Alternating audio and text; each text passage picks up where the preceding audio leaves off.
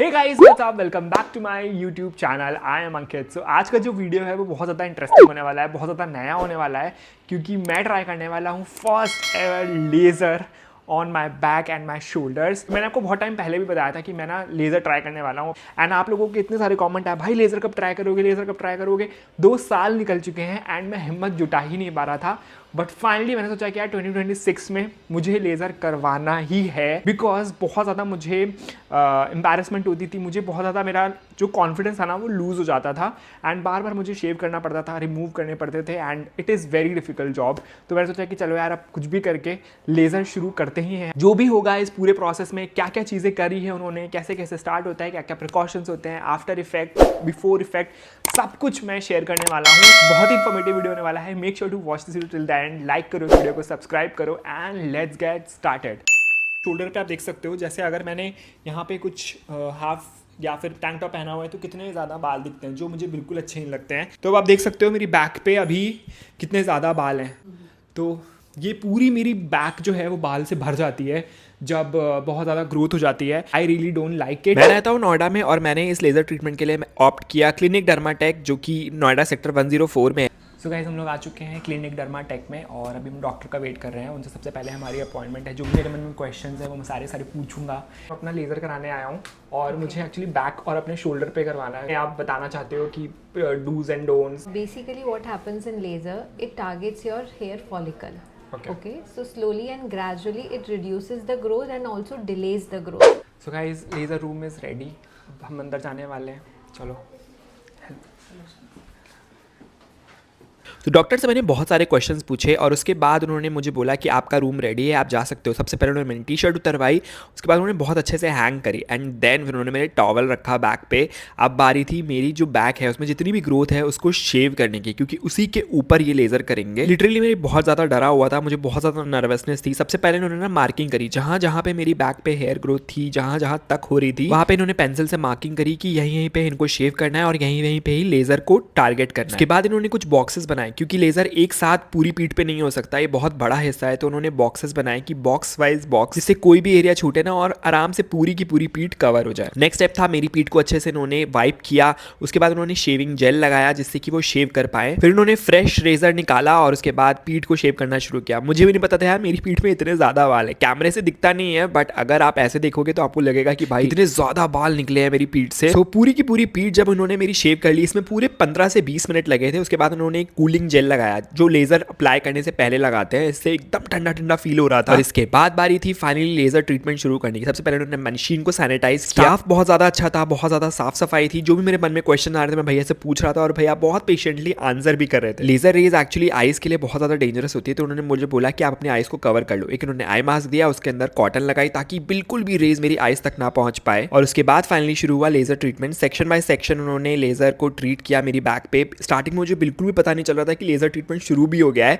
But धीरे धीरे ना मुझे हल्की सी गर्माहट महसूस हुई, बस इतना ही लग रहा था। इसके अलावा मुझे बिल्कुल भी पेन नहीं हुआ। सेक्शन बाय सेक्शन उन्होंने पूरा लेजर मेरा ट्रीटमेंट कंप्लीट किया और इस पूरे लेजर के प्रोसेस को कंप्लीट होने में लगे 15 से 20 मिनट, क्योंकि मेरी पीठ बहुत ज़्यादा बड़ी थी और जहाँ जहाँ पे भी मुझे दर्द हो रहा था मुझे लग रहा था कि बहुत ज़्यादा गर्म लग रहा है, तो वो भैया रोक भी रहे थे वहाँ पे मशीन को। मैं आपको बता दूं कि लेजर भाई थोड़ा सा सस्ता, around cheap, but yes very expensive process. इसीलिए मैं इस प्रोसेस को लेने में बहुत ज़्यादा समय लगा रहा था। मैंने 2 साल पहले बोला था कि मुझे कराना है, बट मैं करवाने की हिम्मत नहीं जुटा पा रहा था। बट फाइनली मैंने इस बार सोचा कि चलो यार करवा ही लेते हैं। बैक में लेजर करने के बाद शोल्डर पे भी इन्होंने किया था, तो मैंने आधे शोल्डर पे ही कराया था, क्योंकि मेरे आधे शोल्डर पे बहुत ज़्यादा बाल आते हैं और नीचे के बालों को मैं बिल्कुल भी ट्रिम नहीं करता हूँ, तो वो पूरे के पूरे मर्ज हो जाएंगे। तो बस उन्होंने वहीं आधे शोल्डर तक लेजर किया। लेजर कंप्लीट होने के बाद उन्होंने कामिंग क्रीम लगाई, जिससे कि मेरी स्किन में जितना भी इरिटेशन होता है ना, मेरी स्किन काम हो जाए और उस पर कोई भी जलन या फिर कुछ भी ना हो। और बस इसी के साथ मेरा लेजर कंप्लीट हो गया। मैंने पूछा कि मेरी नेक्स्ट सेटिंग कब होगी, तो उन्होंने बोला जब आपके बाल वापस से ग्रो होंगे तब आपकी नेक्स्ट सेटिंग होगी। तो यानी कि इसमें मुझे 1 से 1.5 महीना लगेगा। यस, फाइनली मेरा लेजर कंप्लीट हो गया था, मैं बहुत ज़्यादा खुश था। उसके बाद मैंने अपने कपड़े पहने और मैं बस आराम से आ गया था। अब मुझे प्रिकॉशनरी ये बोला गया था कि मुझे नहाना नहीं है,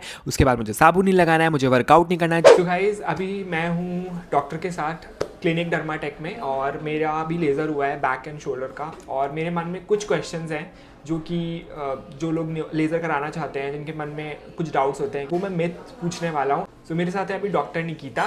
so hello doctor Nikita. Hi Ankit, how are you? Good good, and you? I am also fine, thank you so much. How was your experience? मेरा एक्सपीरियंस काफ़ी अच्छा रहा. मतलब कि इनिशियली मैं बहुत ज़्यादा डरा हुआ था, मुझे लग रहा था पता नहीं कितना पेनफुल होगा ये एक्सपीरियंस, बट जैसे लेज़र स्टार्ट हुआ तो बिल्कुल भी पेन नहीं हुआ. मैं थोड़ा बहुत हुआ, हीट फील हुई? हाँ हीट फील हुई थी. एंड जगह जगह पे कुछ मोमेंट्स पे ऐसा लगा था कि हाँ थोड़ा सा पेन हो रहा है, बट जो लेज़र कर रहे थे भैया वो काफ़ी ज़्यादा काम थे. एंड उन्होंने स्लोली सब कुछ अच्छे से किया. एंड बिल्कुल भी ऐसा नहीं लगा हाँ कि कुछ ज़्यादा पेनफुल हो सकता है. राइट. तो मेरे मन में कुछ क्वेश्चंस हैं एंड कुछ मिथ्स हैं, तो मैं आपसे वो पूछता हूँ, ठीक है? तो पहला मेरा मिथ ये है कि क्या लेज़र बहुत ज़्यादा पेनफुल होता है?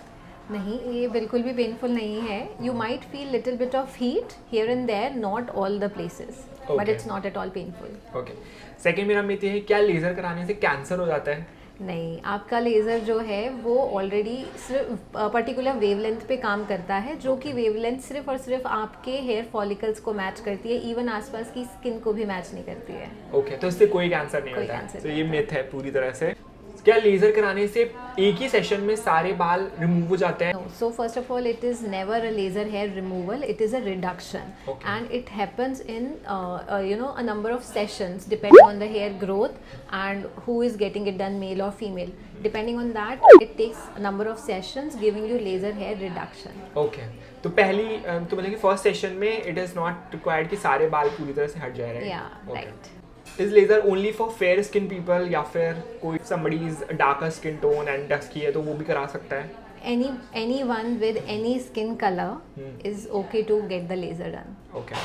एंड मेरा नेक्स्ट क्वेश्चन ये है कि लेज़र हम बॉडी के ऐसा कौन सा पार्ट है जिसमें हमें बिल्कुल अवॉइड करना चाहिए, वहाँ पे बिल्कुल भी नहीं कराना चाहिए? So basically any part of your body which is having visible hair growth can be treated with the laser hair reduction. Plus आपको बस पता होना चाहिए कि कहाँ पे हेयर ग्रोथ नहीं है. For that only you have to meet the doctor, because doctor can analyse कि कौन सी हेयर को हम टारगेट करेंगे. Okay. So usually visible hair growth is the proper eligibility criteria for the laser. Pre and post laser care कि laser कराने से पहले क्या चीज़ों का ध्यान रखना चाहिए, क्या हमें नहीं करना चाहिए, एंड लेज़र कराने के बाद क्या चीज़ें हमें नहीं करनी चाहिए? सबसे पहली बात, लेज़र कराने आने से पहले make sure that your body is fully hydrated. Like you have to apply lots and lots of moisturiser. Okay. ठीक है. ड्राई स्किन पे यूजुअली लेज़र डिस्कम्फर्ट कॉज कर सकता है. ओके. ठीक है. So ideally the only thing that is necessary is hydration. ठीक है. रिसेंटली आपने थ्रेडिंग या वैक्सिंग नहीं कराई होनी चाहिए. If it is females, usually what they done, they get the waxing और द ब्लीच, और ये सब चीज़ें अवॉइड करनी होती है. Bleach, threading, anything that is plucking the hair from the root should be avoided, even epilators. You can use trimmer in case of emergency or even razor. ठीक है. But avoid anything that plucks out the hair from the root, because the hair we are treating with the laser. Yes. Okay. So बस यही दो. Any अगर face का किसी का laser चल रहा है, any medicated creams needs to be stopped, and a doctor who is supervising the session, make sure the doctor is aware about the medical creams that you might be using, or any even retinol, serum. These has to be stopped at least 3 to 4 days back. Okay. And it has to be stopped post laser also. Okay. So अब laser हो चुका है, तो अब laser के बाद what are the post laser care? So you have to avoid water on the treated areas for around 4 to 6 hours. Okay. After 4 to 6 hours, you should use lukewarm water to take bath. Avoid soaps or body washes or even oils for 24 to 48 hours. Okay. Okay. Make sure you hydrate your skin again. That is the most important step you need to follow after the laser. Okay. Okay. And after 6 hours, after 24 hours, when you take bath, you can use the body wash or soaps. Okay. ठीक है. And that's it. कुछ भी और? And you should avoid exercising heavily on the day of laser done, because that might cause little irritation on the treated areas because of the sweating. It's just itching and burning sensation that you might feel. So उसी के लिए हम मना करते हैं कि उस दिन एक्सरसाइज नहीं करनी है. Okay. ठीक है. आप करके आ सकते हो. Thank you so much doctor. Thank you so much. So guys finally मैं घर आ चुका हूँ. मेरा लेज़र ट्रीटमेंट हो चुका है, बहुत ही अच्छे से गया. मैं जब जा रहा था ना मुझे बहुत ज़्यादा डर लग रहा था, मुझे लग रहा था पता नहीं यार क्या होगा, कितना ज़्यादा पेनफुल होगा, कितनी देर लगेगी। नेट पे मैं सारे आर्टिकल्स पढ़ रहा था कि पता नहीं, इस पर लिखा था 2 घंटे लगते हैं, 3 घंटे लगते हैं, रेड हो जाती है स्किन। बट जैसे ही लेज़र ट्रीटमेंट शुरू हुआ, सच में वो बहुत ही ज़्यादा पेनफुल बिल्कुल भी नहीं था, मतलब कि पेन तो हुआ ही नहीं। हल्का सा बस ऐसा लग रहा था कि कुछ गरम गरम कुछ टच हो रहा है, वो भी जगह जगह पे, हर जगह पे तो नहीं। एंड कहीं कहीं पे ऐसा लग रहा था सिर्फ बाल बस एक्सट्रैक्ट हो रहे हैं, मतलब कि उखड़ रहे हैं, कोई खींच रहा है, पुल कर रहा है, दैट्स इट। इसके अलावा मुझे बिल्कुल भी कहीं पेन नहीं हुआ।